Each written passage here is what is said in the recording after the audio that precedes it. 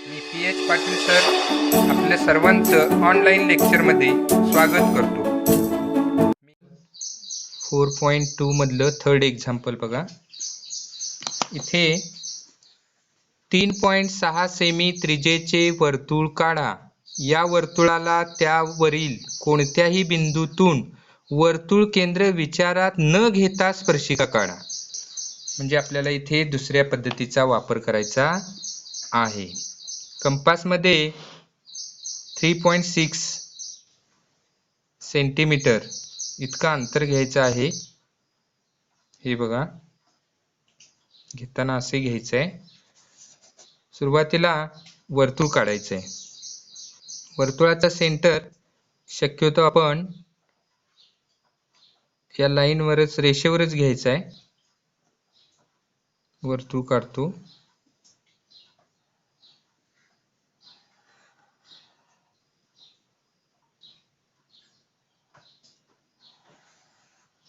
हे झालं वर्तुळ.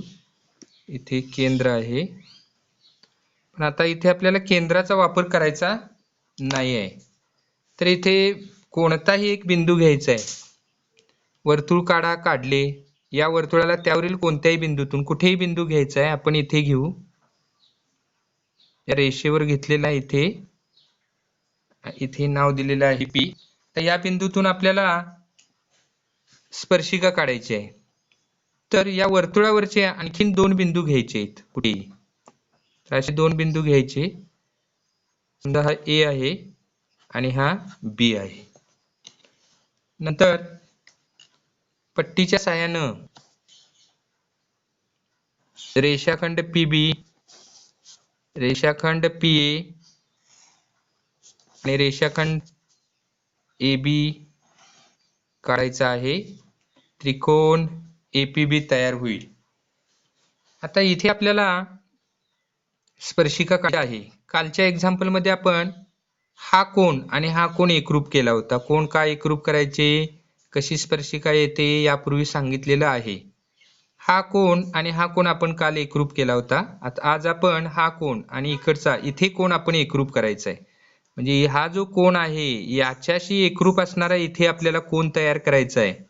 आणि इथे तो कोण तयार केला तर इथे जी रेषा मिळेल, कोणाची बाजू आहे त्याच्या आधारे आपण रेषा काढू शकतो. ती रेषा म्हणजेच स्पर्शिका असेल. तर दिलेल्या कोणा इतका कोण कसा काढायचा ते यापूर्वी आपल्याला शिकवलेलं आहे. रिकामं टोक B वर ठेवायचं, कोणतंही एक अंतर घ्यायचं असं, आणि अशी एक आर्क घ्यायची आहे. वर्तुळ कंस मारायचा आहे. हे बघा, आता हेच अंतर न बदलता रिकामं टोक P वर ठेवायचं आहे आणि खालच्या दिशेने असा कंस काढायचा आहे. हा बघा, हे जे अंतर आहे तेच अंतर घेऊन आपण इथे कंस मारलेला आहे. नंतर रिकामं टोक मी इथे ठेवतोय, इथे किंवा इथे ठेवू शकता. आणि मग इथे आपण असा कंस मारायचा आहे.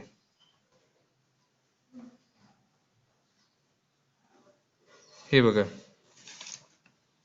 हा असा कंस मारायचा आहे. आता हेच अंतर न बदलता रिकामं टोक इथे ठेवायचं आहे आणि ह्या मूळच्या कंसाला छेदणारा दुसरा कंस इथे मारायचा आहे. हे बघा, तेच अंतर घेऊन.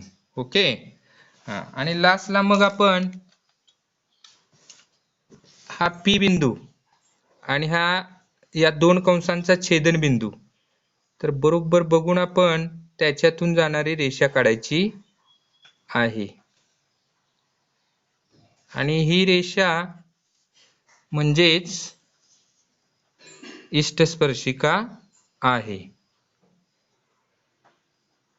याला नाव देऊ आपण CD. तर अशा पद्धतीनं आपल्याला ही रचना इथे पूर्ण झालेली आहे.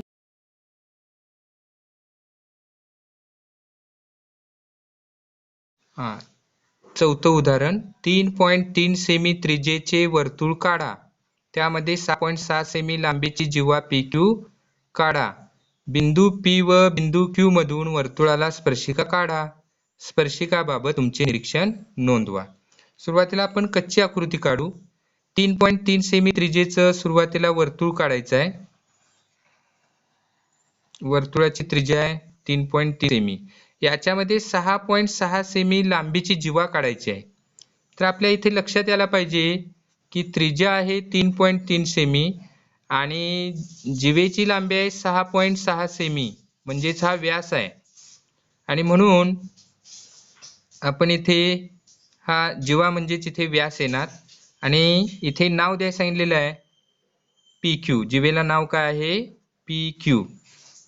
तर अर्थातच हे 6.6 सेमी लांबीची इथे जिवा मिळाली. आणि नंतर मग P आणि Q मधून आपल्याला स्पर्शिका काढायच्या आहेत. केंद्राचा वापर करून आपण नेहमी पद्धतीनं इकडे किरण काढायचा, इकडे आणि इकडे कोणतेही एक अंतर घ्यायचं आणि हा जो रेषाखंड आहे तर याचा लंब दुभाजक घ्यायचा, निम्म्यापेक्षा जास्त अंतर घेऊन, हे असा बघा. आणि मग याच्यातून जाणारी अशी स्पर्शिका काढायची आहे. तसंच इकडे किरण काढायचं असा, इकडे आणि इकडे एक समान अंतर टाकायचं. इथे जो रेषाखंड मिळाला एवढा, तर याचा लंब दुभाजक घ्यायचा आहे, निम्म्यापेक्षा जास्त अंतर घ्यायचं, इकडे कंस मारायचा, इकडे कंस मारायचा, तेच अंतर न बदलता रिकामं टोक इथे ठेवायचं आणि इकडे कंस मारायचा आणि मग याच्यातून अशी रेषा काढायची आहे. तर ही आपल्याला स्पर्शिका मिळेल. ओके. हा, तर अशा पद्धतीने आपल्याला ते पूर्ण करायचं आहे. ही कच्ची आकृती आहे. आताच आपण कच्ची आकृती कशी काढायची इथे पाहिलेलं आहे. तर इथे आपण याच्याद्वारे आपण डायरेक्ट अगोदर आपण वर्तुळ घेऊ ज्याची त्रिज्या आहे 3.3 सेमी. असं 3.3 सेमी इतकं मी हे डिस्टन्स घेतलेलं आहे. डिस्टन्स कसं घ्यायचं आहे, परपेंडिक्युलर पाहायचं आहे, हे सांगितलेलं आहे तुम्हाला. आणि मग सुरुवातीला वर्तुळ काढायचं आहे. हे बघा, असे 3.3 सेमी त्रिज्येचं वर्तुळ काढलेलं आहे. आता इथे आपण कच्ची आकृती काढल्यामुळे फायदा काय झाला, तर डायरेक्ट आपण आता इथे अशी एक रेषा घ्यायची. बघा, कमी वेळात आपल्याला पूर्ण करता येईल कच्ची आकृती काढल्यामुळं. अर्थातच आता इथे आपोआप आपल्याला इथे P बिंदू मिळालेला आहे आणि इथे Q बिंदू मिळालेला आहे, म्हणजेच ही जिवा मिळाली आणि ह्या जिवेची लांबी आहे 6.6 सेमी. त्याने 6.6 सेमी लांबीची जिवा PQ काढायला सांगितली होती, ऑलरेडी आपण ती काढली. तर हे कच्ची आकृती काढल्यामुळे आपल्याला हे डायरेक्ट इथपर्यंत सोडवता आलं. ओके. आता आपल्याला काय करायचं आहे, P आणि Q मधून आपल्याला स्पर्शिका काढायच्या आहेत. आता केंद्राचा वापर करून आपण काढायचं आहे. इथे आपण केंद्राला नाव देऊ O. केंद्राचा वापर करायचा आहे. कंपास घेतला, रिकामं टोक Q वर ठेवलं, इथे कोणतंही असं अंतर घ्यायचं आहे आणि दोन्ही बाजूला असे कंस घ्यायचे. हे बघा, असं कंस घेतलं. आता इथं जो रेषाखंड मिळाला याचा लंब दुभाजक काढायचा आहे, म्हणजे अर्थातच निम्म्यापेक्षा जास्त अंतर घ्यायचं. असं निम्म्यापेक्षा जास्त अंतर घ्यायचं, रिकामं टोक या कंस आणि ही रेषा यांच्या छेदनबिंदूवर ठेवलेला आहे. इकडे एक कंस मारला, इकडे एक कंस मारला,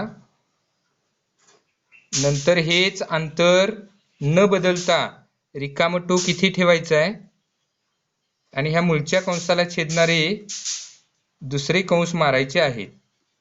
पट्टी घ्यायची आणि पट्टीच्या साहाय्यानं याच्यातून जाणारी अशी रेषा मारायची. हे मिळालेले दोन छेदनबिंदू आणि बिंदू Q हे तिन्ही बिंदू एकाच रेषेत येतात, हे लक्षात घ्या.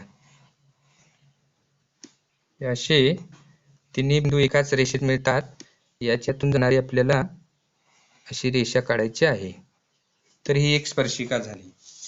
तर अशीच बरोबर रचना या बाजूला देखील करायची आहे. कोणतंही एक अंतर घेऊन इकडे एक कंस घ्यायचा, हे बघा त्याच अंतराचा आतमध्ये एक कंस घ्यायचा आहे. नंतर हा मिळालेला रेषाखंड आहे इथून इथपर्यंतचा, याचा लंबदुभाजक घ्यायचा आहे. म्हणजेच इथे ठेवायचं, निम्म्यापेक्षा जास्त अंतर घ्यायचं, असे कंस मारायचे आहेत. हेच अंतर न बदलता रिकामं टोक इथे ठेवायचं, हे असे कंस मारायचे आहेत. आणि मग याच्यातून जाणारी हे आपण असं वाढवू शकतो, एखादा कंस कमी पडला तर असा. आणि पट्टीच्या साहाय्यानं इथे आपल्याला अशीच स्पर्शिका काढायची आहे. अशी झाली ही स्पर्शिका. आता इथे एक निरीक्षण नोंदवायला सांगितलेलं आहे. तुम्हाला इथे एक निरीक्षण लिहावं लागेल या स्पर्शिकेच्या बाबतीत. समजा ही स्पर्शिका आहे AB, दुसरी स्पर्शिका आहे CD. या दोन स्पर्शिकांच्या बाबतीत आपल्याला काय सांगता येईल, तर ही स्पर्शिका आणि ही त्रिज्या आहे, त्यामुळे हा 90 मापाचा कोन, स्पर्शिका त्रिज्या 90 मापाचा कोन, आणि ह्या एकाच रेषेला हे दोन लंब आहेत म्हणजे ह्या समांतर आहेत, लक्षात घ्या. म्हणजे दोन्ही स्पर्शिका समांतर आहेत असं आपल्याला लिहिता येईल. इथे आपल्याला निरीक्षण नोंदवायला सांगितलेलं आहे. तर निरीक्षण तुम्ही काय नोंदवायचं आहे, तर दोन्ही स्पर्शिका समांतर आहेत. दोन्ही स्पर्शिका समांतर, दोन्ही स्पर्शिका समांतर आहेत. तर हे आपल्या इथे निरीक्षण नोंदवायचं आहे. बघा काय शंका आहे, समजले का सर्वांना? आपल्याला मनापासून आवडला असल्यास तो लाईक करा आणि माझ्या चॅनेलला सबस्क्राईब करा. धन्यवाद.